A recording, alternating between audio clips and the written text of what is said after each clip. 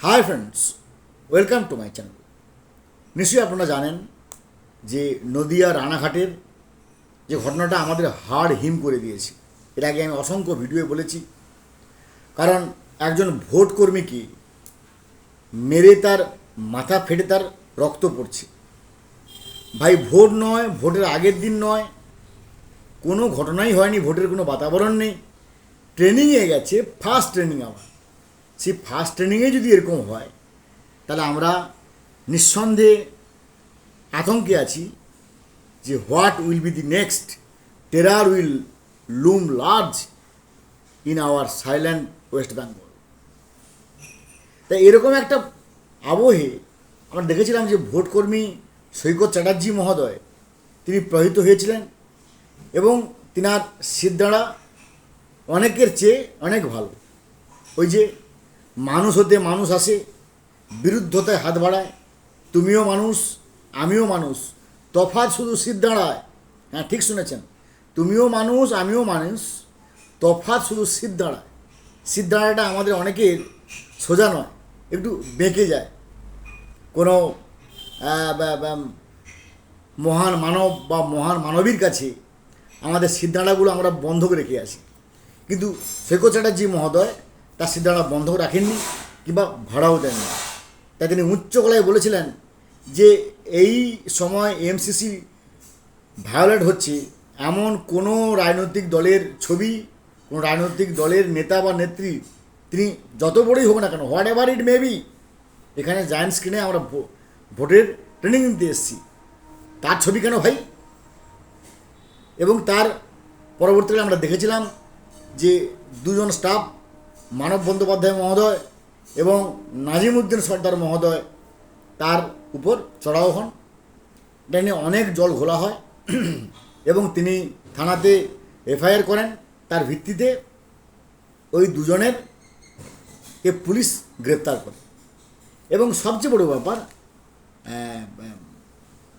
ওই দিনই অর্থাৎ ধৃত দুই, ওই দিনই মানে শনিবার দিন ওনারা আদালতে জামিনও পেয়ে গেছেন।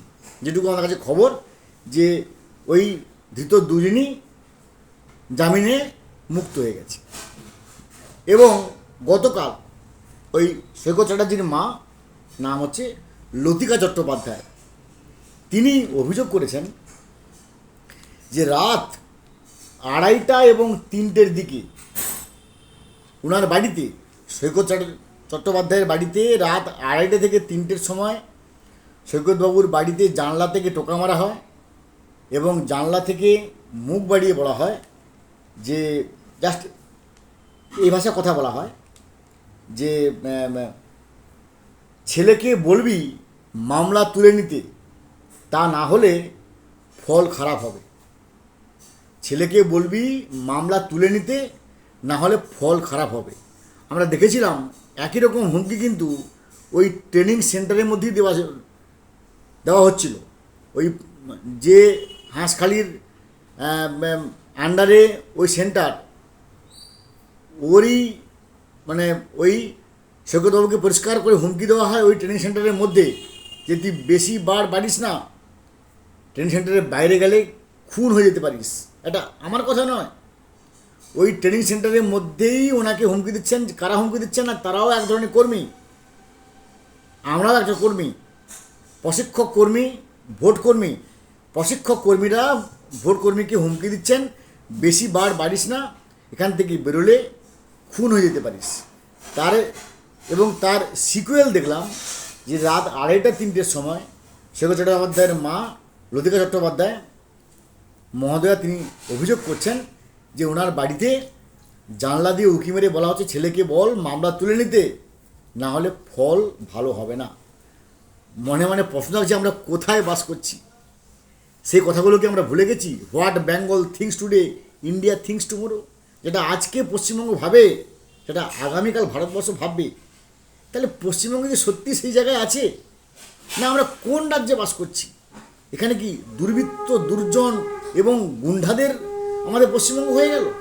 সেই চিন্তা আমাদের মধ্যে বারবার কাজ করছে যে আমাদের এর পরে what will be the next. একটা ভোট কর্মীকে যদি এইভাবে হুমকি দেওয়া হয়, তাহলে ভোটের দিন কি হবে?